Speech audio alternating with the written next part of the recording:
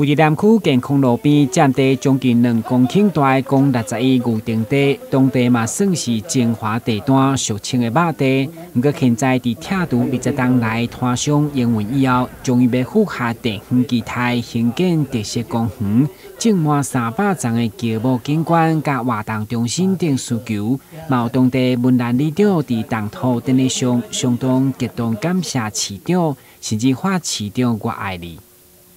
这是咱文南里一个毒瘤啦，风味所在。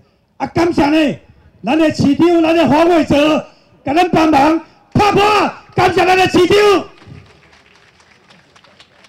今仔日呢，阮的文南里我们的家人呢，足侪拢来过来吃，足关心。咱这个所在算做肉地啦，肉地伫健康路路边吃，所以呢，未来呢，感谢大家，因为文南里加遮尔侪迄个所在通去运动。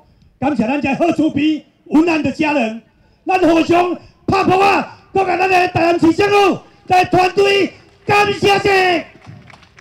根据干部局表示，该公园开辟因应温和地理的特色，其中卖开800万用台湾船作为构想，打造特色游戏区。所以未来已经不只是社区公园，而是观光型的休闲公园。 市长表示，伫精华地带打造公园，就参照美国纽约公园同款的效果，希望市民更加珍惜这难得的环境。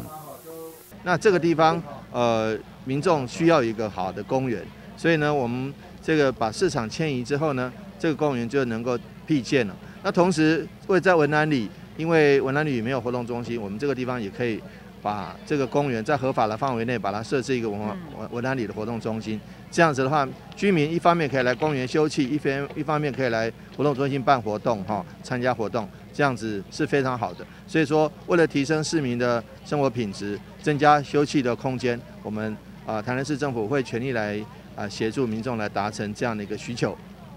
一相同，开地平安，严禁这个就一切能平安。二相同。 有着谈吐顺利，天机求定，一切万事顺利。三相同，有着刚平圆满，气温汹涌，一切圆满一场。中家过来感谢。上午伫中盐隆重的动土仪式过后，就开始整地作业，预计工程到111年2月就当完成。毛乡亲拢满心期待。